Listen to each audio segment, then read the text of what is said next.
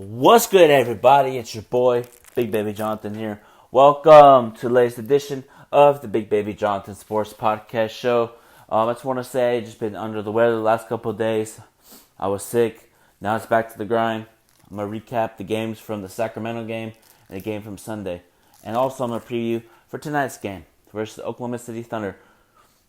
Let's go. The game against the Sacramento Kings on Friday was very competitive. I liked what we did defensively, offensively. I liked the way Anthony Davis played, LeBron James. Everybody contributed down the stretch. And Kings were a tough team. Harrison Barnes did a great job offensively. Bogdanovic, I think that's his name, Bogdanovic, because there's a lot of European players in this league where they have a hard time pronouncing. So if it's Bogdanovic that did good. Just overall, Lakers made the necessary plays to win the game. And LeBron James had a dunk on a European player, number 88. Dunked it so hard that's the dunk of the year so far. It's just fascinating to me that LeBron in year 17 can still dunk at the highest level. You know what I mean? And people on ESPN, Undisputed, like Skip Bayless, said that dunk doesn't count because it's on a foreign player. Hey, Skip Bayless, it's the NBA. Whoever's in the way gets dunked. Hey, let me ask you this. Michael Jordan dunked on people that are no names? Exactly. Michael Jordan dunked on players that were no names. So I'm getting sick and tired of Skip Bayless talking mess about LeBron James. I'm just sick and tired of him disrespecting him, saying he's washed. He's not the king. He's the slow king. He had 32, 7 and 12 that game against the Sacramento Kings. How are those washed numbers? You know what I mean? Those numbers against the Kings were LeBron James top numbers. I'm getting sick and tired of everybody disrespecting. Getting tired of people disrespecting LeBron James. I am getting sick and tired of people doing that. It's just disrespectful. LeBron James is playing at a high level right now. Leads the league in assists. You have to put respect on his name. You know why they're probably saying he's washed? Because of last season. And he's having a good season so far. We're the best team in the league. 11-2. And we got the best defensive team in the NBA. We have players that can guard multiple positions. We got Anthony Davis can guard 1 through 5. Dwight Howard could guard 1 through 5. Danny Green could guard anybody on the court. We just got a group of guys that could be at highest level. We got to give credit where credit is due. Frank Vogel is doing a tremendous job with this team, man. He's preaching defense and team is buying in. When you buy in early, that is a recipe for success. When you buy into your coach early, it's a recipe for success. And this team right now is the best team in the league, 11-2. We got a game tonight versus Oklahoma City Thunder, but I'm going to get to that in a little bit after I talk about the game on Sunday versus the Atlanta Hawks. That game against the Atlanta Hawks on Sunday night was the thing I was talking about all season long. Coming in with aggression, energy, hustle, grit, grind, and we had 14 blocks that game.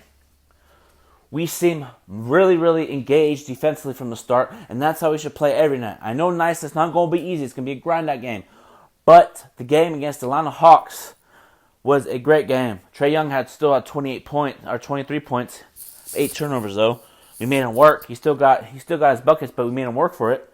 And just the defense overall was a tremendous game. And in that game, LeBron James dominated. And oh, by the way, Kobe Bean Bryant attended that game. First game since last season. He attended that game on Sunday. I just really liked how we played defensively, offensively. We were engaged. LeBron had another amazing game. 33 points, 12 assists, 7 rebounds, 13 for 21 from the field. And then when we beat the Atlanta Hawks, we got the best record in the NBA because the Sacramento Kings beat the Boston Celtics.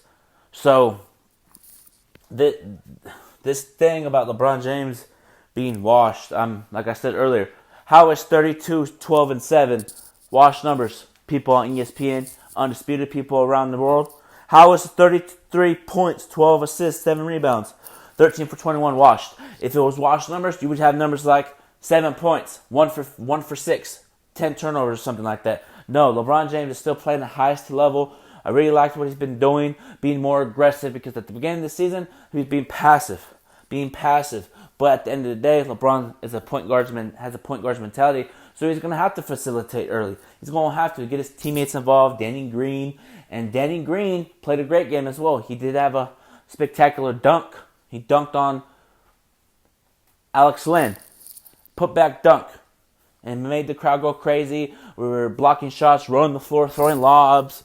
And I really liked how we did that on Sunday. And if we continue to play like this all season long, the Lakers are going to be NBA champions. The way that we're playing right now, I feel like we're a favorite to win the NBA championship.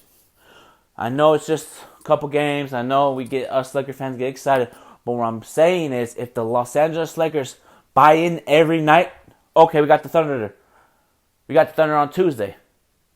Okay, let's go ahead and dominate them. Don't underestimate them. But what I'm trying to say is we have to come in every night like it's a playoff game, because we're gonna be in the this team has a championship mindset already. We're buying in. Dwight Howard's buying in, and we gotta give credit where credit's due. Shout out to Rob Pelinka. A lot of people were criticizing, he doesn't know what he's doing. I had faith in him when Jeannie Buss hired him. You know what I mean? I had faith in the front office from day one. I've been having faith in this front office, even though last season was bad.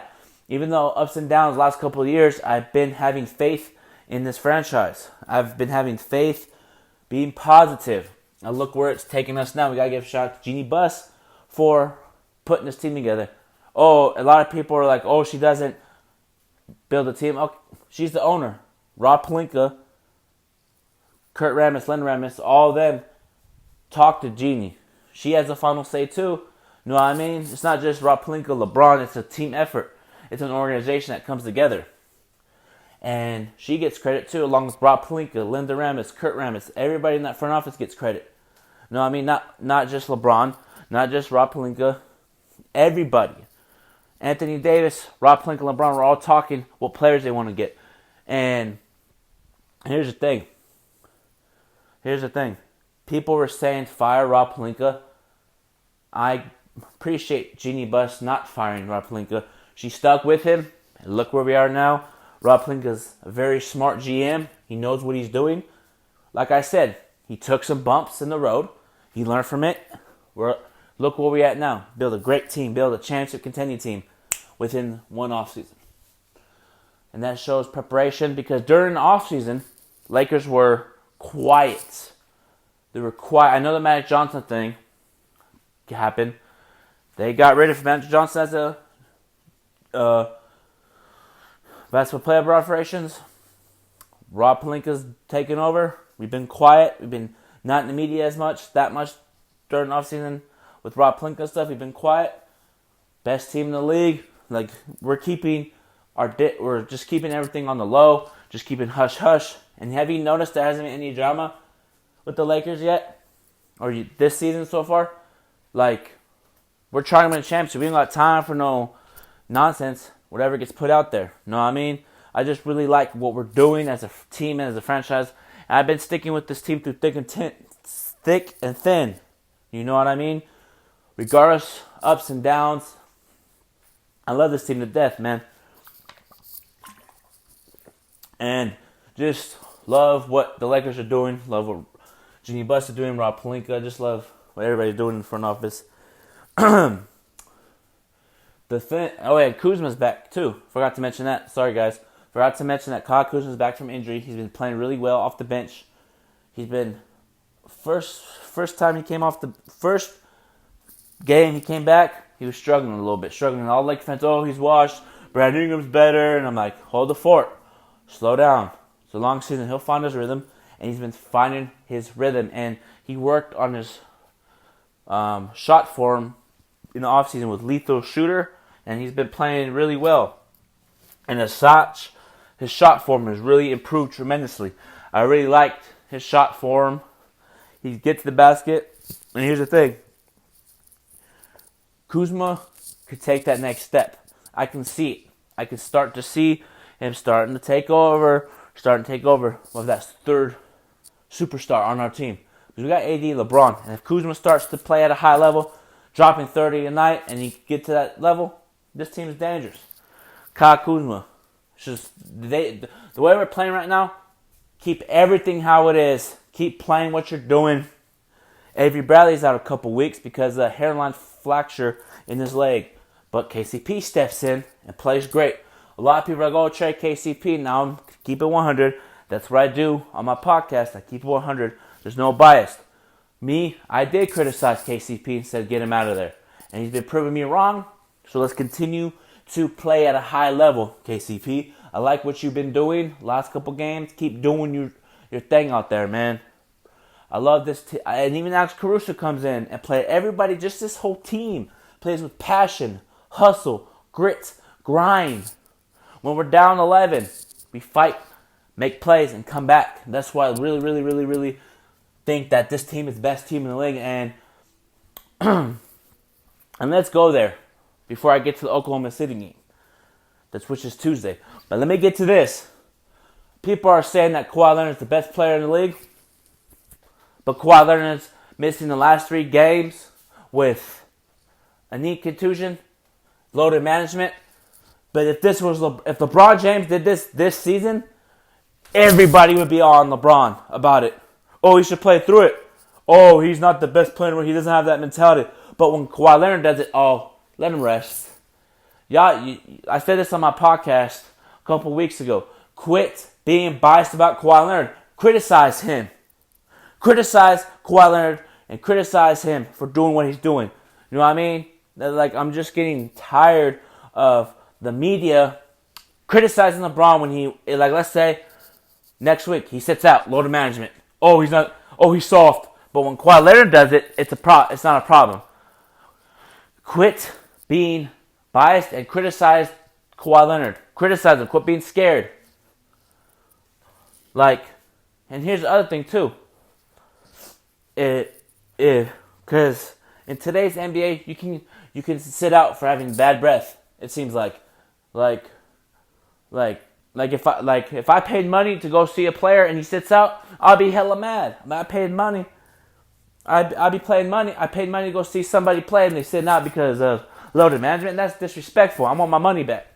So what I'm trying to say is, and Michael Jordan said it best. You get paid to play all 82 games, and I agree with Michael Jordan for saying that. So I have a little bit of stuffy nose, still overcoming being sick, but grind don't stop. But anyway, Michael Jordan said it best. You get paid to play all 82, and I don't get why people sit out on nationally televised games. Like us as workers and stuff, we pay our hard-earned money to go buy tickets and go see these players play. But which is understandable if they really are injured, they sit out. But loaded management because they had a long game from the night before. Come on, man. Back in the day, everybody played through an injury. Kobe Bryant played through a broken finger, broken hand, like not broken hand, sprained finger, sprained ankle. You know what I mean? I feel like today's NBA, when it comes to playing through injuries, is soft. I'm keeping it 100. I'm keeping it 100. You know what I mean? I'm just getting frustrated, man. Like, people are saying Kawhi Leonard is the best player in the league. Like, if you're the best player, play through an injury, bro. And I'm gonna get. You know what? Speaking of Kawhi Leonard, I gotta go to the Clippers. I gotta talk about the Clippers. I said I wasn't gonna do it until Christmas, but I'm getting sick and tired of this. I am getting sick and tired of people saying that, oh, the Clippers beat the Lakers. That shows what they really did. They really did beat the Clippers. Did beat the Lakers. That was the first game. And everybody around the world, it's going to be like that on Christmas. You're going to base one game during the season, the first game of the season, you're going to base that game right there on the Christmas game. We're a healthy team. I know they beat us without Paul George, but we learned something from that game, and we've been playing better since that game. And we're going to come back and beat this Clipper team. And you know what people are going to say on ESPN and Undisputed? You know what Skip Bates is going to say? You know what all the haters are going to say when we beat the Clippers on Christmas? Oh, the Clippers didn't care. You know why they didn't care? Because they wanted to go home and open presents with their family. It's Christmas. They didn't care about the game. But if the Clippers beat us, they're the best team in the NBA. The Lakers didn't play well. They run LA. So I already know what the sports media is going to say when the Lakers beat the Clippers on Christmas. It's going to happen, man. I'm like, the Lakers, regardless of what the Clippers do the rest of the season, the Lakers run LA regardless. This is Laker town out here. I'm sick and tired of it. I'm getting sick and tired of people thinking that the Clippers run LA. The Clippers don't run shit. They don't run shit. And sorry for cussing. I'm sorry for cussing. But I'm just so frustrated when people think that the Clippers are better than the Lakers just because of that one game. Oh, they got Paul George and Kawhi Leonard. Okay. We got the best defensive team in the league and we can match them up. We got Anthony Davis. Who on the Clippers can guard Anthony Davis? Montrezl Harrell? No. He can give him fits, but he can't guard him. Anthony Davis is going to drop 28 and 12 on Christmas. I'm just frustrated because people in sports media basing that one game when they beat the Lakers, when the Clippers beat the Lakers, oh, the Clippers are a better team. They even won without Paul George. Nah. We're gonna find a way to beat them. We're gonna look at film, learn from it, and keep it pushing. We're gonna beat them. When we beat them, then it's just gonna be. We're gonna be all right. Lakers are our best team in the league. I know it's a long season, 11-2. I know it's a long season, Laker Nation, Laker fans out there. I just want everybody to understand that this Laker team is a great team. It's just a great team, man. It's a great team. It's fun to watch, and it feels good to have expectations watching the Lakers again. You know what I mean? And LeBron's playing at an MVP type level in year 17. You know what I mean? And I know LeBron James plays 34 minutes a game. I understand that, but LeBron seems well rested, bruh. He's been out of action since March. You know what I mean? He's been rested. And I can see a pep in his step. I can see that LeBron James of the year in Miami, the year in Cleveland. I can see that. And I feel like this team needs to make needs to go make a trade. You know who we need to go get? Andre Iguodala. We need to get Andre Iguodala to guard people like Paul George, James Harden, Kawhi Leonard. Or don't make a trade and have LeBron guard Kawhi Leonard, because there's going to be a point where LeBron needs to guard Kawhi Leonard in a playoff game, or maybe even the Western Conference Finals. You never know. So LeBron James may have to guard a Kawhi Leonard in a playoff game.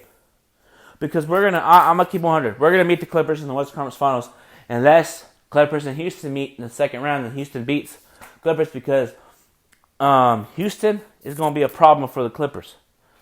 But I don't know how they're going to be for us as Lakers, because we haven't matched up with that. We don't play them until February 6th.